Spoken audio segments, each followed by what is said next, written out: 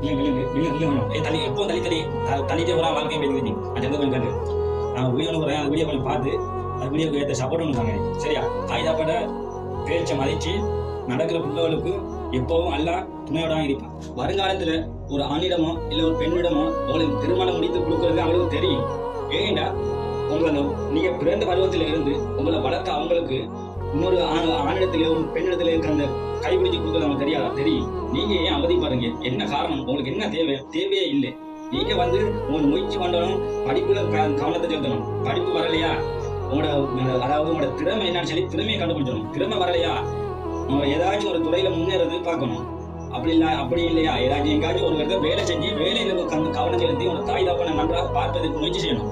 அதுதான் அவங்களோட மெயினா இருக்கணும். இல்லையா?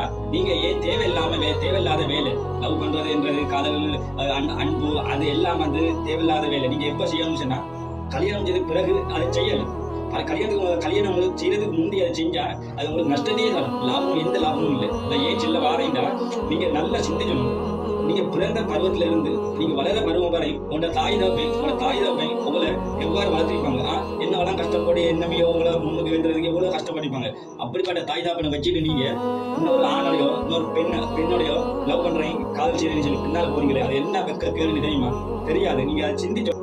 உங்களை அவனை உங்களை லவ் பண்றதுக்கு உங்களை காதலிச்சதுக்கு ஏதாச்சும் ஒரு காரணம் இருந்துச்சு, கொண்டு உங்களோட அழகா இருந்துச்சு, அப்படி இல்லாட்டி அவங்களோட செல்வமா இருந்துச்சு, ஏதாச்சும் ஒரு காரணம், அதாவது ஏதாச்சும் ஒன்று இருந்ததை கண்டுதான் அவங்க லவ் பண்றாங்க, அவங்களோட அன்பை வெளிப்படுத்துறாங்க. விளங்குதா? அது உங்களோட அந்த பருவத்தில் வார ஒரு செல்ல போனா ஒரு ஆசை. அந்த ஆசையை நீங்க கட்டுப்படுத்தி வாழ்வீங்கன்னு சொன்னதா எதிர்காலத்துல நீங்க முன்னேறீங்க. உண்மைங்க என்னது சொல்ல வாரீங்கடா, நீங்க தப்ப நினைச்ச வாங்க நான் காய்ச்சினேன்னு சொல்லி. விளங்குதா? உங்களோட ஆசையை நீங்க கட்டுப்படுத்தி நீங்க வருங்காலத்துல என்ன துறைக்கு போகணும்னு சொல்லி நீங்க அதை முயற்சி பண்ணி அந்த துறை நீங்க போனீங்கன்னு சொன்னீங்கன்னா நீங்க வெற்றி அடைவீங்க. அப்படி இல்லையா எனக்கு அவள் தான் வேணும், எனக்கு அவள் தான் வேணும்னு சொல்லி தாய் தாப்பண்ட மனசு நோக்கடிச்சுட்டு அப்படி போனீங்கன்னு சொன்னா கஷ்டப்படுவீங்க. அதான் சொல்ல வேற ஒன்றும் இல்லை. நீங்க இப்போ வாழ்க்கை நீங்க ஒன்னும் உங்களோட தாய் தாப்பண்ட கொள்ள கொஞ்சம் ஏழையா இருப்பீங்க, கொஞ்சம் கஷ்டப்படுவீங்க. அப்படி இல்லை நீங்க பணக்காரியா இருப்பீங்க. அந்த வாழ்க்கை முதல் வாழ்க்கை. ரெண்டாவது வாழ்க்கை திருமணத்துக்கு பிறகு. அந்த வாழ்க்கையில நீங்க நல்லா இருக்கணும்னு சொன்னா, அந்த வாழ்க்கையை ஒழுங்கா தேர்ந்தெடுக்கணும்னு சொன்னா நீங்க அதுக்கு முயற்சி பண்ணக்கூடாது. எதுக்கு?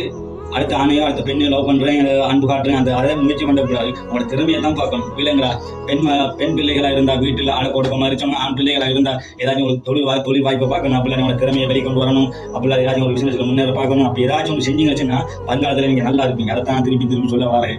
நீங்க அதை விட்டு தாய் தப்பான பேச்சு கேட்காம இன்னொரு பெண்ணையோ இன்னொரு ஆணையோ நான் விரும்புறேன், அவளை தான் கல்யாணம் பண்ணுவேன், அவனை தான் கல்யாணம் பண்ணுவேன் சொல்லி இருந்தீங்கன்னு சொன்னா வருங்காலத்துல கஷ்டப்படுவீங்க. நீங்க உங்களோட சிறு பிராயத்துல உங்களோட வீட்டுல இருக்கவங்களோ எவ்வளவு கஷ்டத்தையோ இல்லையோ நீங்க நல்ல வசதியாக இருந்திருப்பீங்க. அதனால அது எல்லாருக்குமே அந்த வாழ்க்கையில வார இது திருமணத்துக்கு பிறகு இருக்கிற வாழ்க்கை இல்லையா, அந்த வாழ்க்கையை சரியா கொண்டு போகணும். அந்த வாழ்க்கையெல்லாம் உங்களோட அந்த வருங்காலமும் உங்களோட எதிர்காலம் இருந்துச்சு. அந்த எதிர்காலத்தை நீங்க கொண்டு வரணும்னு சொன்னா விளங்குறா, அந்த எதிர்காலத்தை கொண்டு வரணும்னு சொன்னா நீங்க எதிர்காலத்தை பத்தி யோசனை பண்ணி அதுக்கு ஏற்ற நடக்கணும். உங்களோட ஆசையை கட்டுப்படுத்தணும். அதான் நான் சொல்ல வரேன். அஸ்ஸலாமு அலைக்கும் வரஹ்மத்துல்லாஹி வபரகாத்துஹு.